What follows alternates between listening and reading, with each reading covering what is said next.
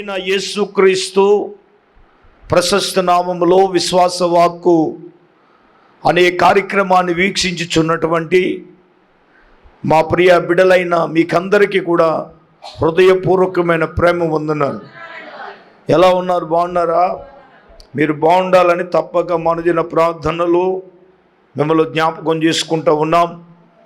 ఈ విశ్వాస వాక్కు అనే ఆధ్యాత్మికమైన కార్యక్రమం కేవలం విశ్వాసం ద్వారా ఈ కార్యక్రమాలు ప్రచారం చేయబడుతున్నాయని విశ్వాసులైన మిమ్మలను కోరేదేవితే ఈ కార్యక్రమాలు ఆగకుండా నిరంతరము కొనసాగునట్లుగా చాలనంత కృప తన సేవకునికి అనుగ్రహించుమని మీకు చేతులు జోడించి ప్రార్థనా సహాయాన్ని కోరుతున్నాను. దేవునికి స్తోత్రం చెప్పండి. హల్లెలూయా. ఇంకేమీ ఆలస్యము చేయకుండా ఈ రాత్రి దేవుని వాక్య ధ్యానంలోనికి మనం వెళ్ళిపోదాం. ఈరోజు ధ్యానాంశం ఏంటంటే, దేవుడు నీలో మంచిని కోరుతున్నాడు. దేవుడు నీలో మంచిని కోరుతున్నాడు అంటే నీలో, నాలో, మనలో, మనందరిలో కూడా దేవుడు ఏం కోరుతున్నాడు? మంచిని కోరుతున్నాడు. మూలవాక్యంగా అపోస్తుడైన పేతురు రాసిన మొదటి పత్రిక 3వ అధ్యాయం దయచేసి 13వ వాక్యాన్ని చదువుకుందాం. మీరు మంచి విషయములలో ఆసక్తి గలవారైతే చాలు ఏంటంట?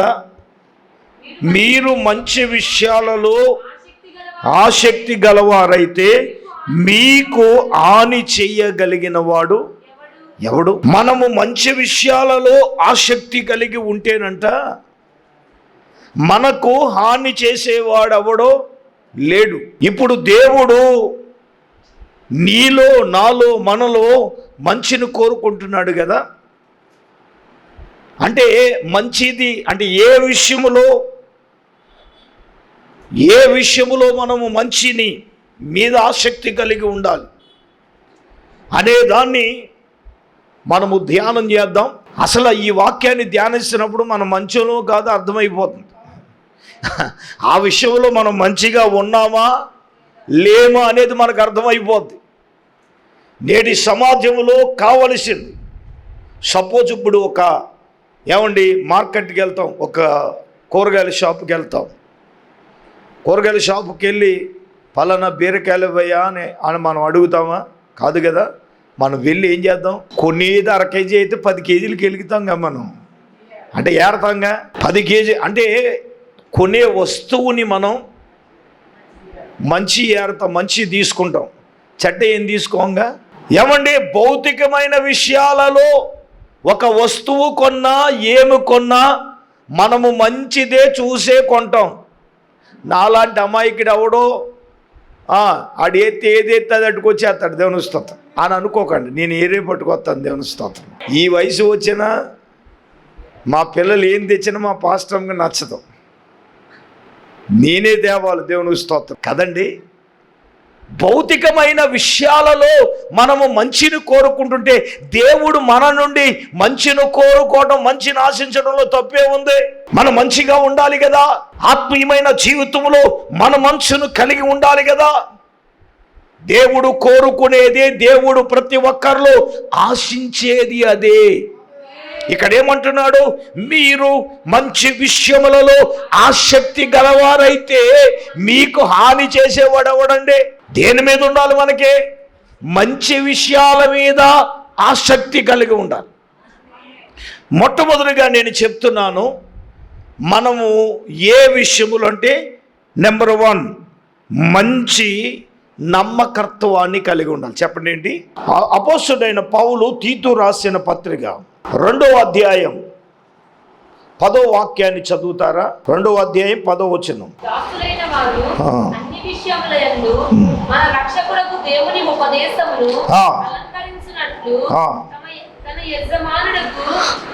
చూడండి, మన రక్షకుడకు దేవుని ఉపదేశమును అలంకరించున్నట్లుగా తమ యజమానులకు ఎదురు మాట చెప్పక ఏమియు అపహరింపక సంపూర్ణమైన మంచి నమ్మకమును కనపరుచుచు అన్ని కార్యముల యందు వారిని సంతోషపెట్టుచు వారికి లోబడి ఉండవలెనని వారిని హెచ్చరించెను.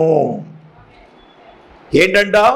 సంపూర్ణమైన మంచి నమ్మకం. ఈ మాట చెప్తారా? సంపూర్ణమైన, అందరూ చెప్పాలి, సంపూర్ణమైన మంచి నమ్మకమును కనపరుచుచు అన్ని కార్యముల యందు వారిని సంతోషపెట్టుచు వారికి లోబడి ఉండవలెనని వారిని హెచ్చరించుము.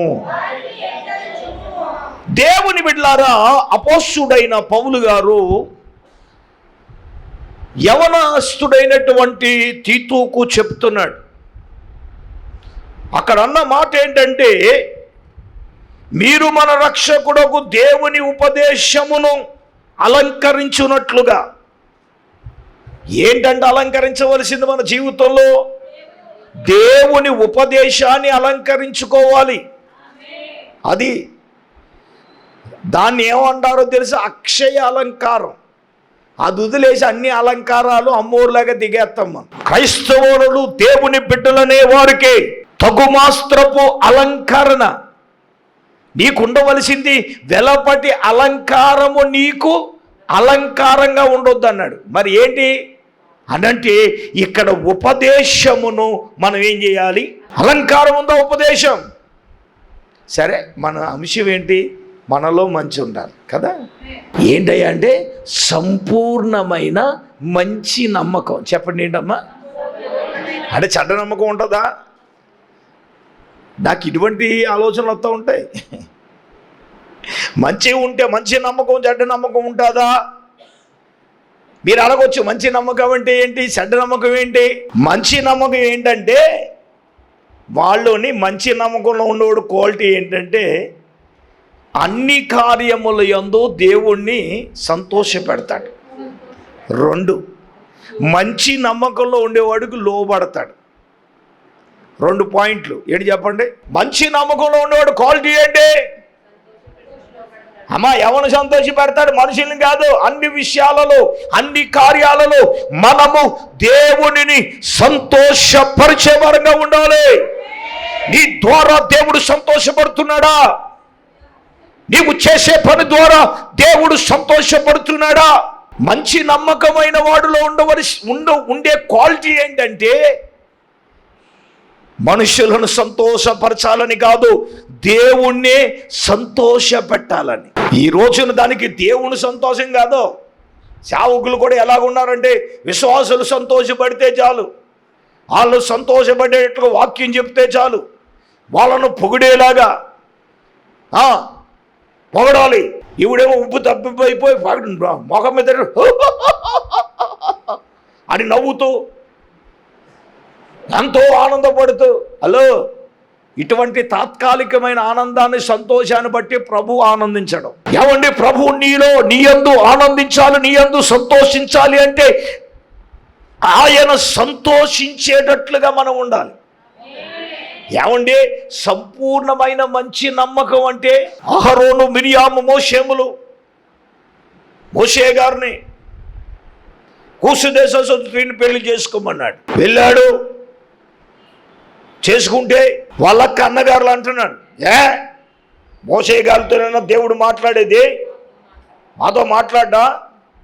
అందరిని పెళ్లి చేసుకోమంటాడా అని వీళ్ళ ఇష్టం వచ్చినట్లు మాట్లాడేశాడు. అలాగ అనుకుంటుండగా దేవుడు అన్నాడు, రే అహరోనా, మిరియామా, అర్జెంటుగా ప్రత్యక్ష గుడారం దగ్గరకు వచ్చేయండి. ఎలా అనుకుంటున్నారు? మనం ఆలోచించిన కరెక్టే కదా. ఎక్కడి నుంచి మా తమ్ముడైన మోషేని పిల్లడు ఆ ప్రత్యక్ష గుడారం దగ్గరికి దేవుడు ఎవరు పిలుస్తాడు? ఎవరిని చెప్పండి? మమ్మల్నే పిలుస్తాడు. మనం ఆలోచించింది కరెక్టే. దేవుడు నమ్ముకున్నానని అన్యస్త్రీని చేసుకోవడం ఏంటి? ఆయనేమో దేవుడు చెబితే చేసుకున్నానంటాడు. ఈడేంటి, దేవుడు వీళ్ళతోనే మాట్లాడతాడా అని వీళ్ళ స్తోత్రట్లు మాట్లాడితే దేవుడు అన్నాడు, రే మీరు ప్రత్యక్ష గుడారం దగ్గరికి రండి అన్నాడు. వచ్చాడు. పాపం ఉలకా పాలటలకు వస్తే దేవుడు మొదలెట్టాడు వీళ్ళకి. ఎవరి గురించి మాట్లాడుతున్నాడో తెలుసా?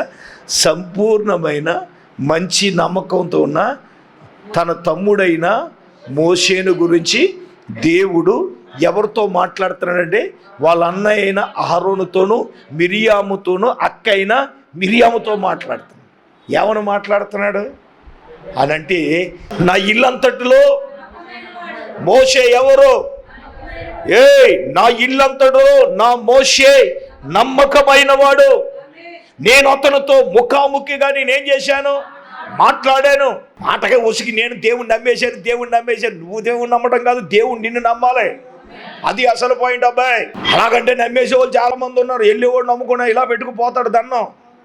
ఒక్కొక్కసారి నేను అక్కడ గుమ్మంలో నుంచి ఇలాగెట్టుకుని ఆడేడుతున్నాడు, దానికి ఎడుతున్నాడు, ఆగేడుతున్నాడు, నాకు తెలియదు దండం. మరి ఆడికి నమ్మకం ఉందిగా. మనం నమ్మటం కదండి, దేవుడు మనం నమ్మాలి. అది మంచి నమ్మకం అంటే, అది సంపూర్ణమైన నమ్మకం అంటే అది.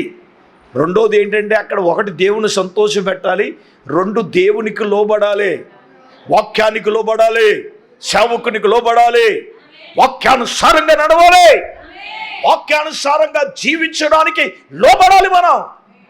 అర్థమవుతుందా? భక్తి అంటే ఏంటండి? వాక్యానికి లోబడి జీవించే జీవితాలు కావాలి. అంతేగాని ఓసరవల్లాగా నేను లోకంలో ఉంటే లోకంలో రంగేస్తాను, గుళ్ళోకి వచ్చినప్పుడు గుళ్ళో రంగేస్తానంటే కుదరదు. ఏచి రక్తం వేజాయి కుదరదు అబ్బాయి, అలాగ ఉండకూడదు. బయట అయినా లోపడైనా నేనేమంటాను, వాక్యానికి లోబడేవాడు ఎక్కడున్నా అలాగే ఉంటాడు. 4 గోళ్ళ మధ్యలో ఉన్నా అలాగే ఉంటాడు, 10 మందిలో ఉన్నా అలాగే ఉంటాడు. ఎందుకో తెలుసా? వాక్య భయం వాళ్ళు పనిచేస్తారు. అర్థమవుతుందండి? ఇది మొట్టమొదటి విషయం. మనలో మంచి నమ్మకం. దేవుని బిడ్డలారా, ప్రియ పరిశుద్ధాత్మ దేవుడే మనతో మాట్లాడుతూ ఉన్నాడు. మనలో కోరుకునేది ఏంటంటే, సంపూర్ణమైన మంచి నమ్మకం మనలో ఉండాలి. ఉందా? దేవుడు అదే కోరుకుంటున్నాడు కదా. దేవుని కార్యాలు నీ నమ్మకత్వం మీదే దేవుని కార్యాలు ఆధారపడి ఉన్నాయి. నమ్ముట నీ వల్ల అయితే రిఫరెన్స్ మాత్రం డిఫరెన్స్ లేకుండా తెలుసు, కానీ నమ్మకం మాత్రం మనకు ఉండదు. హలో, సంపూర్ణమైన నమ్మకం అంటే నా ప్రభు ఏదైనా చేయగలడు, చేస్తాడనే నమ్మకం. ఆమేన్. దేవుడు ఆ విధంగా చేయునుగాక. రెండవదిగా మనం చూద్దాం. రెండవదిగా మనలో ఉండవలసింది ఏంటయ్యా అంటే, మంచి మనస్సాక్షి కావాలి. ఏం కావాలి? మంచి మనస్సాక్షి కావాలి. ఎబెలుకు రాసిన పత్రిక 13వ అధ్యాయం 18వ వచనాన్ని చదువుదాం. మా నిమిత్తము ప్రార్థన చేయండి, మేము అన్ని విషయములలో యోగ్యంగా ప్రవర్తింపగోరుచు మంచి మనస్సాక్షి కలిగి ఉన్నామని నమ్ముకొనుచున్నాము. దేవునికి స్తోత్రం కలుగునుగా. పౌలు ఎబ్రీ సంఘానికి చెప్తూ అంటున్నాడు, మా నిమిత్తము ప్రార్థన చేయండి. మేము అన్ని విషయములో ఎలాగున్నాం? ఇది ఏంటమ్మా? అన్ని విషయాల్లో ఏముండాలి మనకి? అది యోగ్యత ఉండాలి. మనం ఎలాగుండాలి?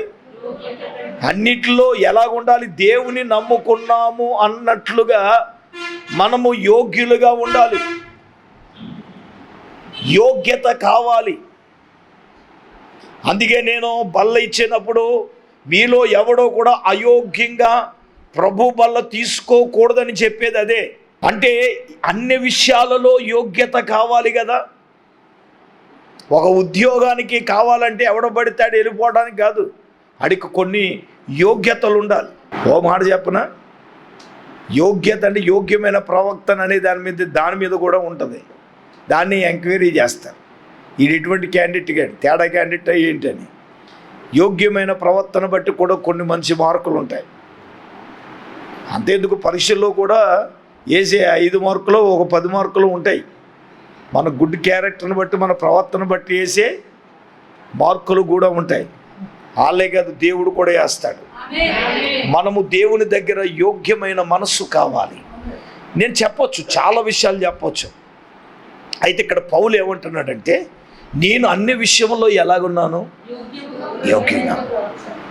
కానీ అంతకంటే విలువైంది ఏంటో తెలుసా? నాకేముంది?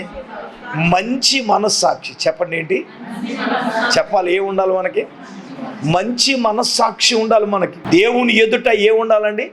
మంచి మనస్సాక్షి కావాలి. ఈ రోజున చాలా మందికి వాత వేయబడింది. బైబిల్లో ఉన్నది వాత వేయబడిన మనస్సాక్షి, కఠినమైన మనస్సాక్షి. సరే, ఇది అంశం కాదు. కానీ మంచి మనస్సాక్షి ఇది ప్రతి ఒక్కరికి ఉంటుంది. మనస్సాక్షి అనేది ఏంటి చెప్పనా?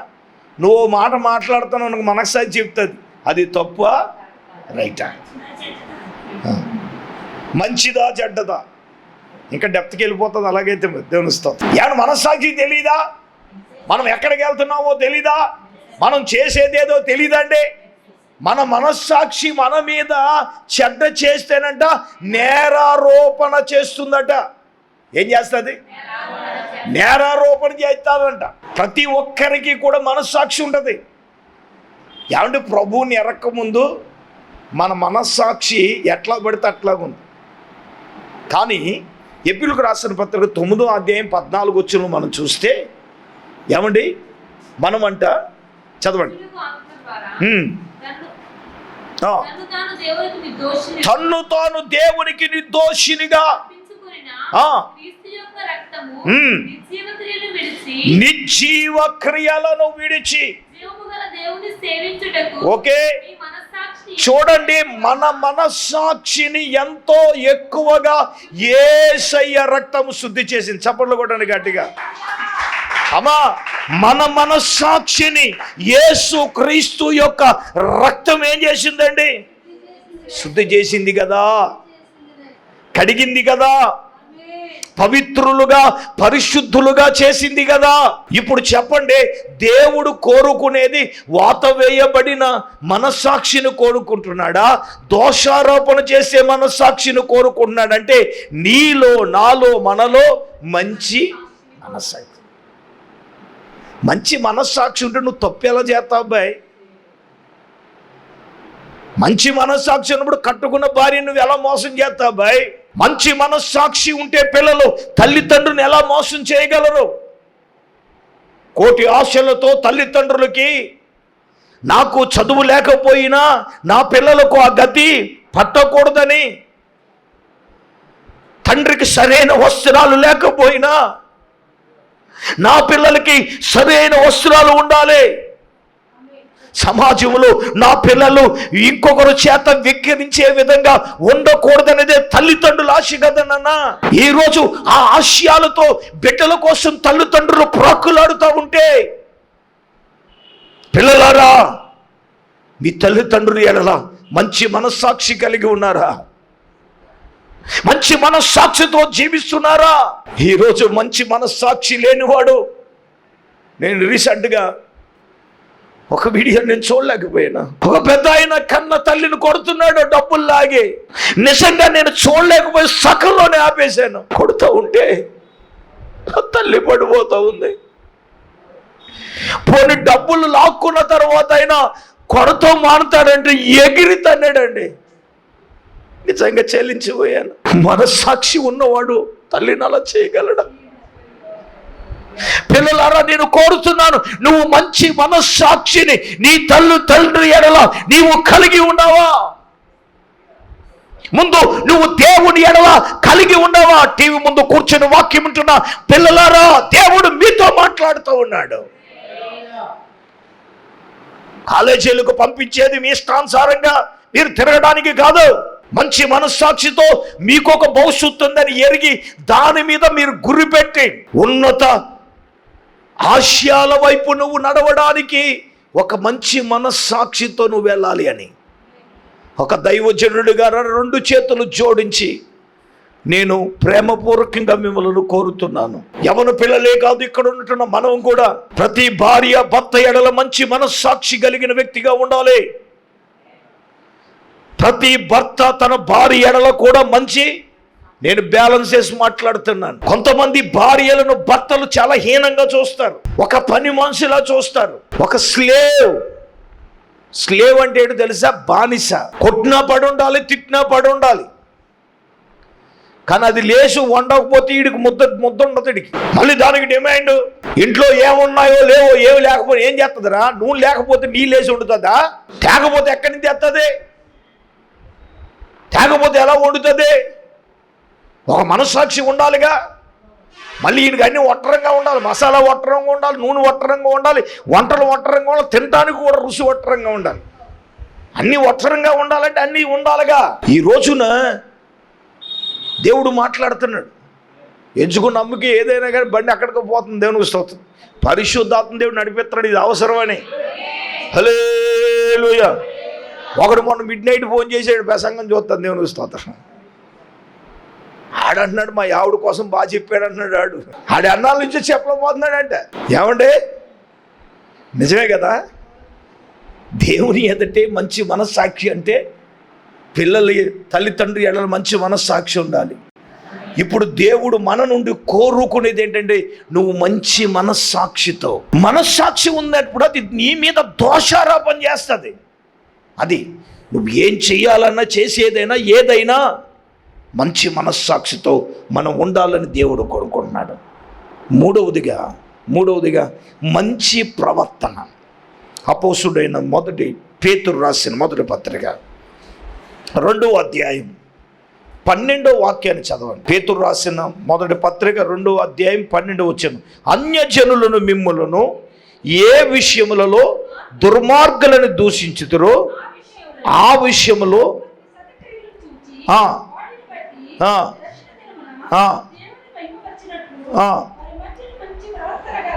ఏంటమ్మా చెప్పండి. ఎవరి మధ్యలో? వారి మధ్యలో అంటే అన్యజనుల మధ్యలో మంచి ప్రవర్తన గలవారై ఉండవలెనని మిమ్ములను బ్రతిమాలు కొనుచున్నాను. గట్టిగా దేవుని స్తోత్రం చెప్పండి. చెప్పాలి అందరూ బిగ్గరగా. హల్లెలూయా. మూడవదిగా అన్యజనులు మిమ్ములను దూషించేరా. మామూలు కాదు. అన్యజనులు మిమ్మల్ని ఏ విషయములో దుర్మార్గులని దూషిస్తే ఆ విషయాలలో మీరు ఆ విషయాలలో వారు మీ సత్క్రియలను చూడాలి. హల్లెలూయా. ఆడు దుర్మార్గుడే అన్నాడు అనుకో, ఏంట్రా నా దుర్మార్గం చూపించడానికి కత్తేసుకెళ్ళిపోవడం కాదు. అప్పుడు ఆడు నిన్ను దుర్మార్గుడని ఏ విషయంలో దూషించాడు అనుకోండి, ఆ విషయంలో మనం ఏం చూపించాలంట? సత్క్రియ చూపించాలంటే ఎవడికి? అన్యజనుడికి. అది చూపిస్తే వాడపాలలో 1000 మంది ఎప్పుడు వచ్చి ఇక్కడ పడుంది. దేవునికి స్తోత్రం.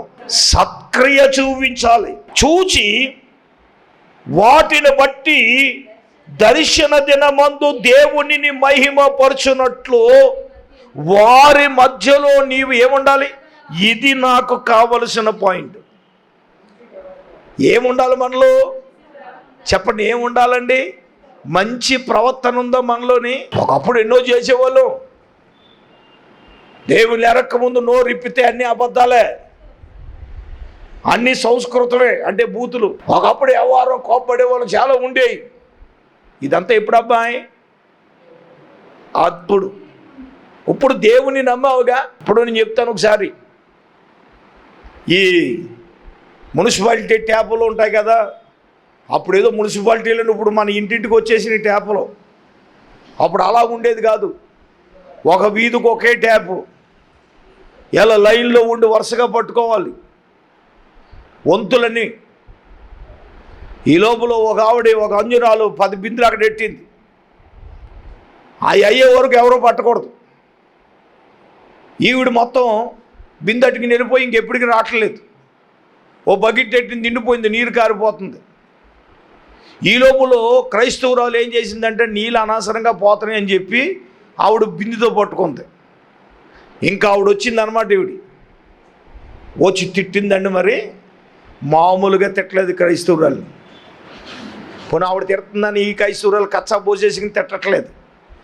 వినలేక ఎన్ని బూతులు అన్నీ తిట్టేసింది. ఈవిడ వినలేక స్తోత్రం అంది. ఆవిడ ఏముంది? అవతల ఆవిడ ఏమనుకుంది? ఇదే బూత్ అనుకుని నీ బాబుకు స్తోత్రం, నీ అమ్మకు స్తోత్రం. ఈవిడ ఏం చేస్తుందంటే నవ్వుతుంది. ఏం చేస్తుంది?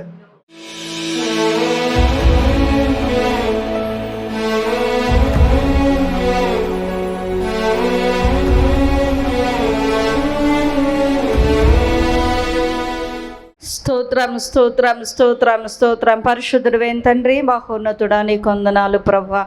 ఈ రాత్రికాల సమయంలో మరొకసారి నీ దాసుని అభిషేకించి ప్రభువా, నీ వాక్యము ద్వారా మీరు మాతో మాట్లాడారు తండ్రి. నీకు వందనాలు ప్రభువా. అయ్యా నాయన, నీ ఇంటిలో నా ప్రభువా, నీ మందిరములో నీ ఎదుట నాయన మంచి నమ్మకము కలిగి ఉండాలని ప్రభువా. అయ్యా నాయన, మంచి మనస్సాక్షి కలిగి ఉండాలని నాయన. అయ్యా నా ప్రభువా, నీకు స్తోత్రాలు తండ్రి. 7 విషయాలు మీరు మాతో మాట్లాడారు తండ్రి. నీకు వందనాలు నాయన. మంచి సాక్ష్యము కలిగి ఉండాలని ప్రభువా. అయ్యా నాయన, మంచి సైనికుల వలె ఉండాలని నాయన. నీకు స్తోత్రాలు ప్రభువా. యేసయ్యా, నీకు స్తోత్రాలు తండ్రి. మంచి పోరాటం పోరాడే వారుగా మేము ఉండాలని నాయన. నీకు స్తోత్రాలు నాయనా. నా తండ్రి, రాత్రి ఎంతో స్పష్టంగా మీరు మాతో మాట్లాడారు నాయన. అయ్యా నా తండ్రి, అటువంటి జీవితాలను మేము అలవరుచుకుని నాయన. అయ్యా నా ప్రభా, మంచి మనస్సాక్షి కలిగిన వారమై తండ్రి. అయ్యా నా ప్రభా, నీకు స్తోత్రాలు తండ్రి. మంచి సాక్ష్యం మేము కలిగి ఉండాలి అయ్యా నాయన. మంచి నమ్మకత్వం మాలో ఉండాలి నాయన. మంచి పోరాటం పోరాడాలి తండ్రి. అయ్యా, అటువంటి కృప మీరు మాకు దయచేయమని ప్రార్థన చేస్తున్నాను తండ్రి. అయ్యా నా ప్రభువా, నీకు స్తోత్రాలు. ఈ రాత్రినైనా విత్తబడిన ఈ మాటలు ప్రభువా మా హృదయాలలో భద్రపరుచుకుని నైనా అయ్యా నీ వాక్యమునకు ఉపదేశానికి అప్పగించుకొని ప్రభువా. అయ్యా నాయనా, నా తండ్రి, ఏ లోపాలున్నాయో వాటిని మేము సరి చేసుకుని ప్రభువా. అయ్యా నా తండ్రి, నీకు స్తోత్రాలు. నీ ఎదుట ప్రభువా మంచి వారముగా ఉండే కృప దయచేయనైనా. అయ్యా, మంచి గృహ నిర్వాహకులుగా ఉండాలని మాట్లాడావు తండ్రి. అయ్యా నా ప్రభువా, నీకు స్తోత్రాలు నాయనా. దేవా నా తండ్రి, ఒకరి ఎడల ఒకరు నమ్మకము కలిగి బ్రతకాలని నాయనా. అయ్యా, నీ దైవ సేవకులకి లోబడి ఉండాలని ప్రభువా. అయ్యా, నీ యొక్క ఉపదేశానికి మేము లోబడి జీవించాలని నాయనా. అయ్యా నా తండ్రి, అనేక విషయాలు ఎంతో స్పష్టంగా మీరు మాతో మాట్లాడారు నాయనా. అయ్యా, నీ వాక్యమునకు నీ యొక్క ఉపదేశానికి ప్రభువా మా జీవితాలను మమ్మల్ని మేము అప్పగించుకుని ప్రభువా నీకు వందనాలు తండ్రి. వాక్య ప్రకారంగా బ్రతకటానికి, వాక్య ప్రకారంగా జీవించడానికి, వాక్య ప్రకారంగా నడవటానికి నీ కృప మాకు దయచేయమని ప్రార్థిస్తూ ఉన్నాను తండ్రి. ఈ రాత్రి కూడా వచ్చిన బిడ్డలందరినీ పేరు పేరున దయతో జ్ఞాపకం చేసుకుని సమస్త ఘనత మహిమ ప్రభావములు మీరే పొందమని యేసయ్య పరిశుద్ధ నామములో ప్రార్థన చేసి అడిగి వేడుకొనుచున్నామా పరమ తండ్రి. ఆమేన్, ఆమేన్. మన పరమ తండ్రి అయిన దేవుని ప్రేమ, మన ప్రభువును రక్షకుడైన యేసుక్రీస్తు ప్రభుల వారి యొక్క దివ్యమైన కృప, పరిశుద్ధాత్మ దేవుని కన్యును సహవాసము, ప్రభు బిడ్లారా, ఇక్కడ కూడినెల్లరకు వాక్యముని బిడ్లకు ఇప్పుడు ఎల్లప్పుడూ ప్రవచ్యపరంతెల్లప్పుడు సదాకాలము తోడయుండును గాక. ఆమేన్.